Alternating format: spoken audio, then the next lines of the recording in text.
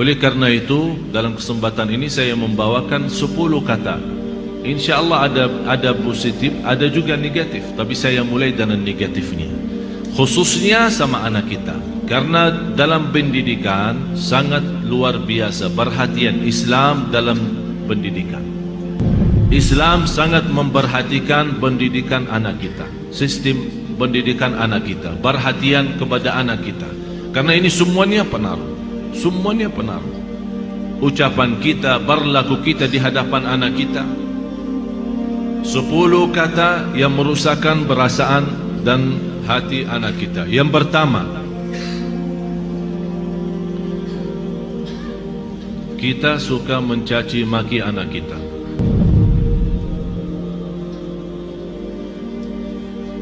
Ini sebuah bahaya, apalagi kalau kita lagi emosi. Dan saya selalu sampaikan kepada jemaah, kalau lagi emosi, jauh daripada anak. Jauh. Jangan jadikan anak korban. Saya tidak enak membawa ucapannya karena kita di dalam masjid, tapi ada banyak yang saya heran mengucapkan kata-kata yang saya malu sampaikan. Sama siapa? Sama anaknya sendiri. Kalau sama orang lain kita malu mengucapkan, apalagi sama anak kita.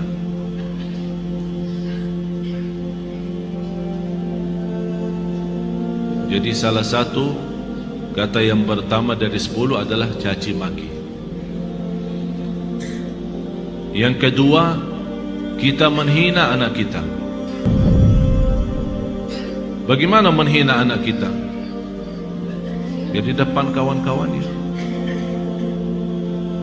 Kalau dia bersama kawan-kawannya di dalam kelas atau di sekolah, kita datang jemput atau hantar, tapi kita suka menghina anak kita di hadapan mereka.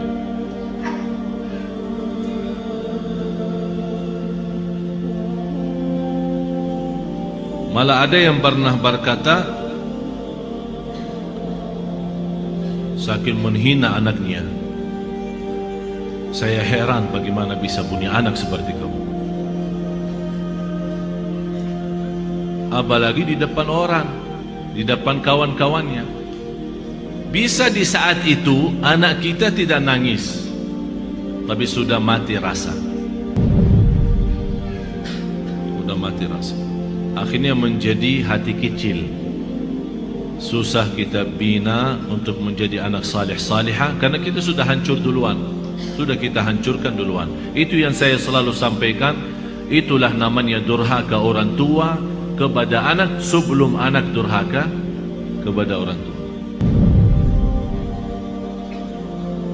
Atau kalau dia punya saudara banyak, jangan menghina. Kalau ada sebuah berlaku yang tidak bisa kita terima, kita bisa nasihati dengan cara yang baik, bukan di depan orang. Karena itu namanya nasihah, bukan fadihah. Nasihah adalah mengingatkan dengan cara yang baik, tapi fadihah membukakan aibnya di hadapan orang. Alasannya, niat saya menasihatin.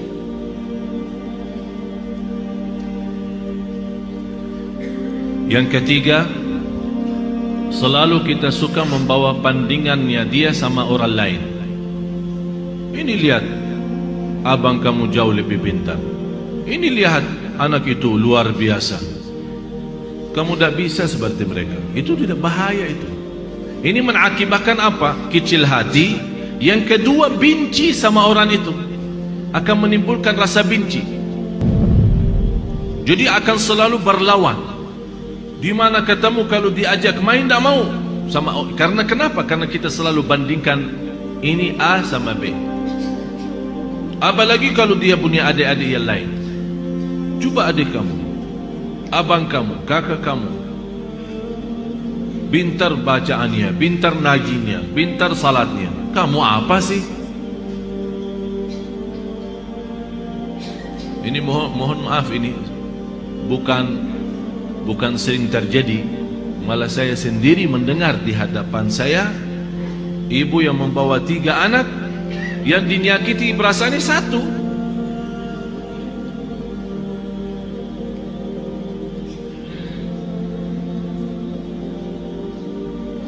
Bahaya lidah itu, bahaya.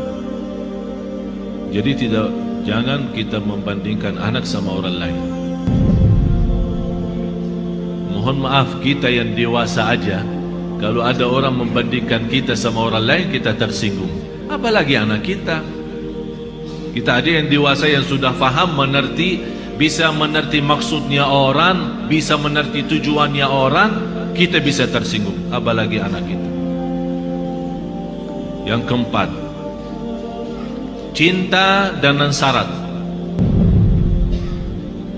Aku cinta kamu, tapi syaratnya begini. Jadi seolah-olah kita tunjukkan kepada anak kita, kalau ibu tidak sayang begini aja, ikhlas tidak sayang, tidak cinta ikhlas. Tapi cinta kalau kamu salat. Aku cinta kalau kamu ngaji. Aku cinta kalau kamu diam. Aku cinta kalau kamu tidak nonton TV. Berarti itu namanya cinta dengan syarat-syaratnya. Kalau mau cinta ya cinta, tidak usah pakai syarat.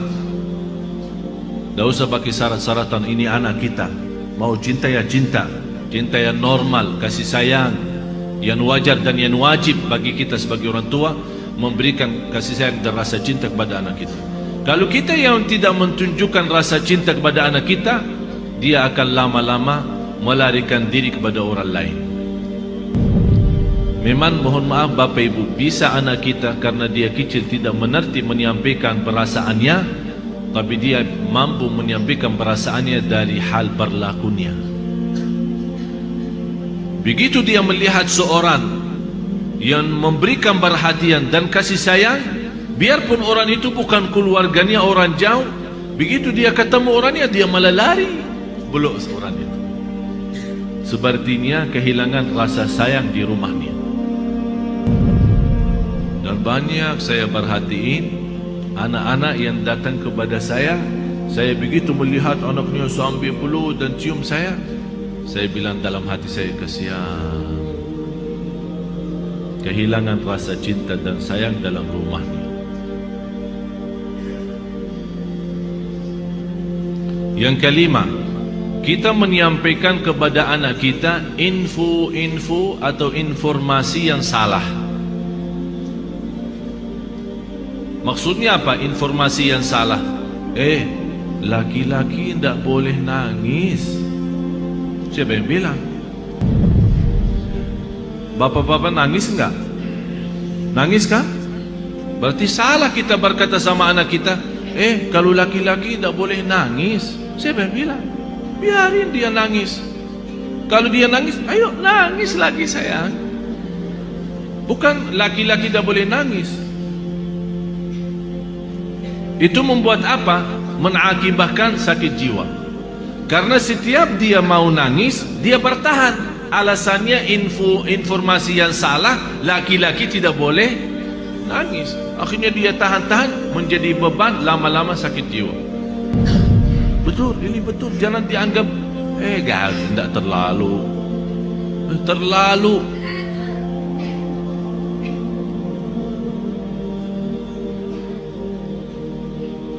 Yang keenam,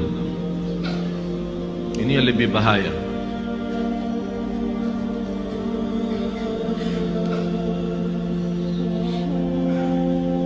Kita selalu memberikan ancaman. Ayo makan habisin, kalau tidak datang hantu.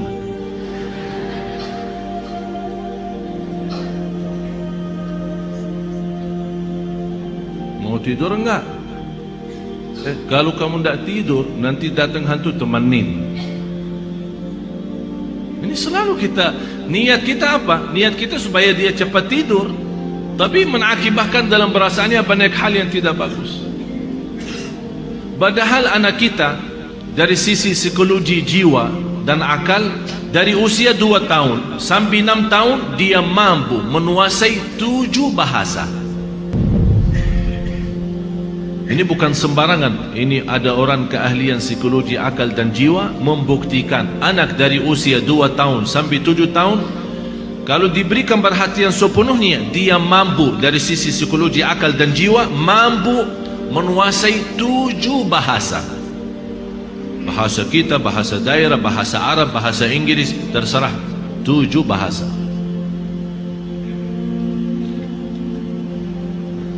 Tapi kenapa kita sia-siakan kesempatan ini yang masih luar biasa?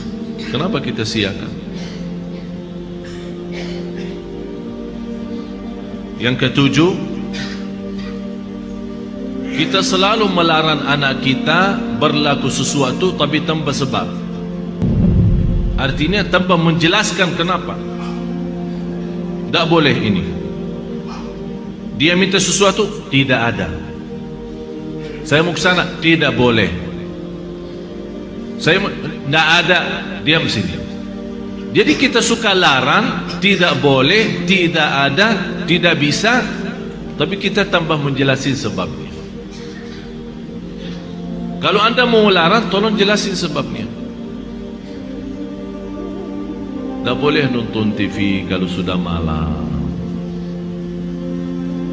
karena nanti mengganggu matamu. Ini ada alasan kenapa kita larang.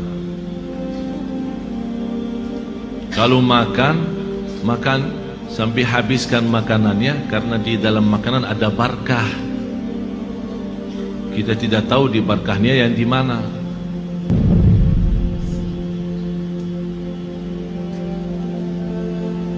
Jangan nonton TV, ayo sana tidur. Ibunya megang remote, teng teng teng.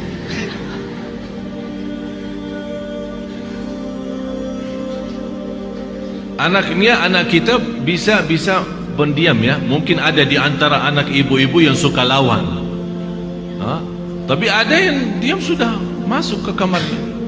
Tapi Allah Maha tahu perasaannya apa di saat itu. Dilarang nonton TV, malah ibunya enak-enak nonton TV.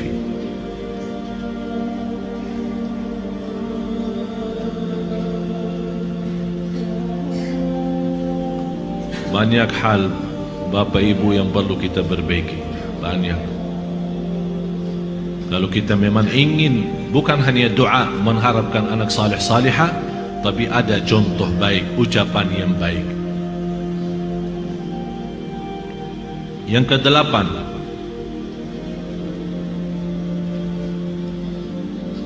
menghancurkan perasaan atau menghancurkan kepercayaan anak terhadap dirinya.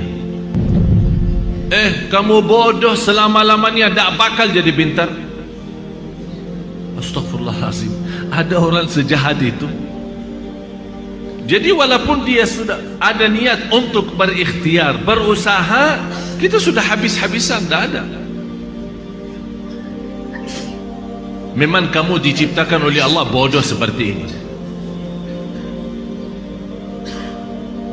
Saya nyesal punya anak seperti kamu. Saya benci hari kelahiran kamu. Bapak Ibu, saya mengucapkan ini bukan dari saya. Saya punya telinga mendengar apa yang kata orang. Masa saya benci hari kelahiranku, hari kelahiran kamu? Jadi seolah-olah mengikatkan hari kelahiran anak kita hari misal Sabtu. Jadi saya benci Sabtu gara-gara kamu. Ya Allah, ini sudah betul-betul menghancurkan total anak kita.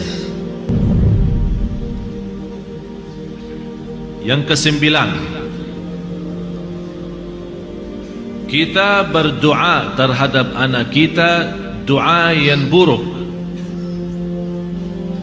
Saking kesal perasaan kita sama anak kita, dan dia keluar dari rumah tanpa minta izin dan ridha kita, langsung itu mudah-mudahan kamu celaka. Rasulullah sallallahu alaihi wasallam melarang orang tua mendoakan anaknya buruk.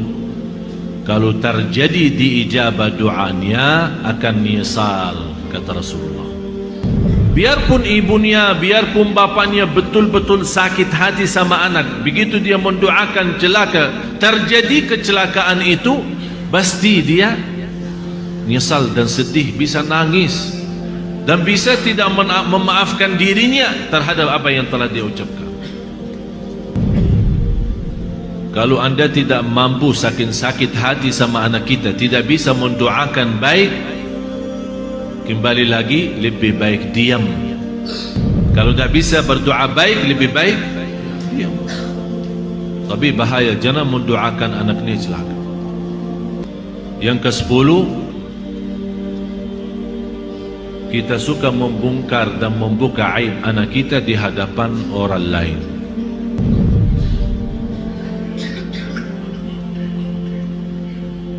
Ini anakku dah ada malunya, kalau tidur suka kencing di atas tempat tidurnya, suka buang air di tempat tidur. Capek aku setiap hari bersihin tempat tidurnya karena bekas kencingnya. Ini kan dicerita sama kawan-kawannya di sekolah. Apa yang akan terjadi? Kawan-kawannya apa? Senang atau gimana? Kesempatan kan? Setiap dia datang,